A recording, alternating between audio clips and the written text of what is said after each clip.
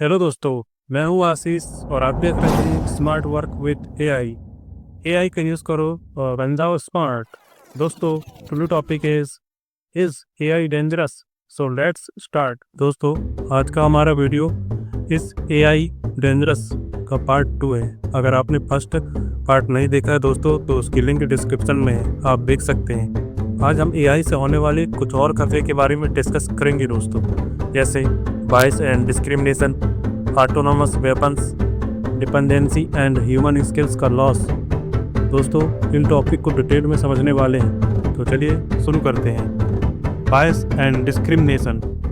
दोस्तों, अगर एआई को बायस डाटा से ट्रेन किया गया है तो वो जेंडर कास्ट के बेसिस पर बायस्ड डिसीजन ले सकता है। दोस्तों, बायस डाटा क्या होता है ये समझते हैं। बायस डाटा वह डेटा है जिसमें कुछ हिस्सों, समूहों या विचारों को ज़्यादा महत्व दिया गया हो या कुछ हिस्सों को नज़रअंदाज किया गया हो, जिससे परिणाम गलत या भ्रामक हो सकते हैं।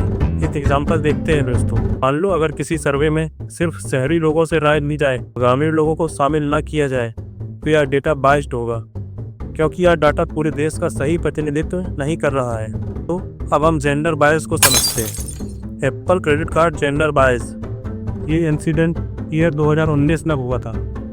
एप्पल की क्रेडिट कार्ड एल्गोरिथम ने महिलाओं को पुरुषों के मुकाबले कम क्रेडिट लिमिट दे दी थी, भले ही महिलाओं की इनकम और क्रेडिट स्कोर ज़्यादा था। फिर कुछ लोगों ने इस बात पर ध्यान दिया। उन्हीं में से एक थे टेक एंटरप्रेन्योर डेविड हाइनेमियर हैंसन।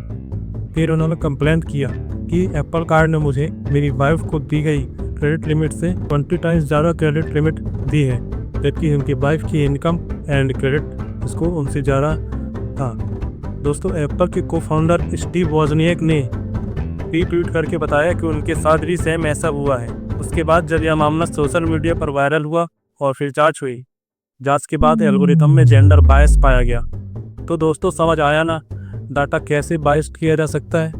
दोस्तों, ये एग्जाम्पल दिखाते हैं कि बायस और भेदभाव समाज में असमानता और अन्याय को बढ़ा सकते हैं। Autonomous weapons. दोस्तों, पहले हम एआई ऑटोनोमस को समझते हैं। एआई ऑटोनोमस का मतलब है ऐसा कंप्यूटर या रोबोट जो अपने काम खुद सोच समझकर बिना इंसान की बार बार मदद के कर सके। जैसे मान लो एक रोबोट को बोल दिया कि घर साफ कर दो, तो वो खुद तय करेगा कि पहले झाड़ू लगानी है, फिर पोछा करना है और कचरा भी बाहर फेंकना है।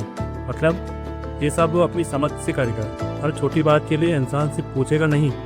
दोस्तों, इसी तरह सेल्फ ड्राइविंग कारें खुद रास्ता ढूंढती हैं, ट्रैफिक देखती है, ब्रेक एक्सीलेटर भी खुद चलाती है, इंसान बस बैठा रहता है। मतलब दोस्तों, ऑटोनोमस एआई वो है जो इंसानों की तरह अपने फैसले खुद ले सके और अपने काम खुद कर सके, वो भी बिना इंसान की हेल्प लिए। दोस्तों, अब ऑटोनोमस वेपन्स को समझते हैं। ऑटोनोमस वेपन्स यानी अपने आप चलने वाले हथियार या खुद से सोच समझकर हमला करने वाले हथियार। जब कोई ऐसा ड्रोन या रोबोटिक बंदूक जिसे इंसान बस एक बार प्रोग्राम कर दे कि किसको पहचानना है, किस पर हमला करना है, उसके बाद वो खुद से टारगेट ढूंढेगा, पहचान करेगा और फायर भी खुद ही कर देगा। इंसान को हर बार बटन दबाने या गाइड करने की जरूरत नहीं होती है।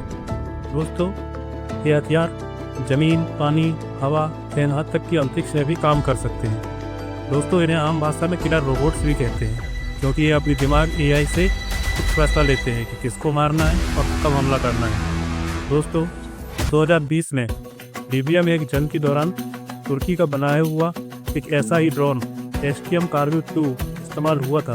ये पहली बार था जब किसी जंग में ऐसा ऑटोनोमस वेपन असली में इस्तेमाल हुआ था।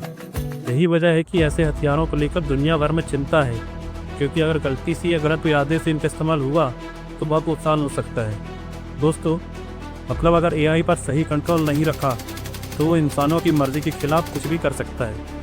इसलिए ज़रूरी है कि एआई को पूरी आज़ादी देने से पहले उसके ऊपर निगरानी और सुरक्षा के पक्के इंतजाम हो। एआई अच्छा नौकर है दोस्तों, लेकिन अगर माली बन गया तो दिक्कत हो सकती है।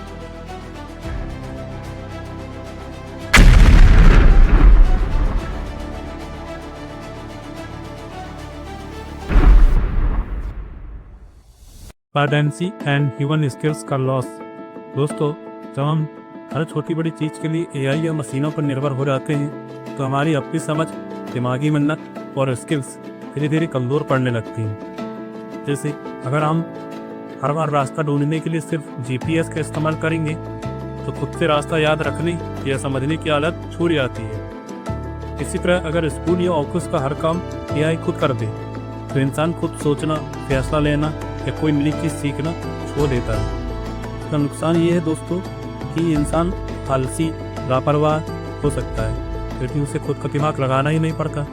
अगर कभी AI या मशीन काम करना बंद कर दे तो इंसान के लिए अपने दम पर काम करना मुश्किल हो सकता है। पाकिस्तान और चीन की यूनिवर्सिटी में 2023 में एक स्टडी हुई थी जिससे देखा गया कि जब कोई स्टूडेंट पढ़ाई के लिए AI टूल्स जैसे चैटबॉट्स, ऑटोमेटिक असाइनमेंट सॉल्वर्स इन पर ज़्यादा इस्तेमाल करने लगे तो उनमें खुद से सोचने, सवाल हल करने और डिसीजन लेने की आदत कम हो गई। मतलब बच्चे हर बार AI से ही जवाब ना होने लगे, खुद का दिमाग नहीं लगाएं। इससे धीरे धीरे उनकी अपनी स्किल्स जैसे समस्या सुलझाना, नया सीखना और जल्दी फैसला लेना कमज़ोर पड़ने लगेंगे। मतलब दोस्तों अगर हर काम मशीन करेगी तो इंसान की अपनी काबिलियत और दिमाग की कसरत कम हो जाएगी। इसलिए ज़रूरी है कि AI का इस्तेमाल तो करो लेकिन अपनी स्किल्स और सोचने समझने की ताकत को भी बनाए रखो। तो दोस्तों बात सीधी सी है, AI हमारे लिए बहुत काम का है लेकिन अगर उसका सही कंट्रोल नहीं रखा तो ये हमारे भी खतरा ही बन सकता है। मशीनें तेज हैं, स्मार्ट हैं, लेकिन इंसान की समझ, दिल और जिम्मेदारी सबसे ऊपर है। इसलिए AI से दोस्ती करो, उसका फ़ायदा उठाओ, लेकिन उस पर आँख बंद करके भरोसा मत करो। जैसा मैंने कहा दोस्तों, AI अच्छा नौकर है लेकिन अगर मालिक बन गया तो दिक्कत हो सकती है। वीडियो देखने के लिए बहुत धन्यवाद दोस्तों। प्लीज़ लाइक और शेयर कर देना, चैनल को सब्सक्राइब कर लेना और एक कमेंट करके ज़रूर बताना आप आर्टिफिशियल इंटेलिजेंस को खतरनाक समझते हैं या नहीं। जय हिंद दोस्तों।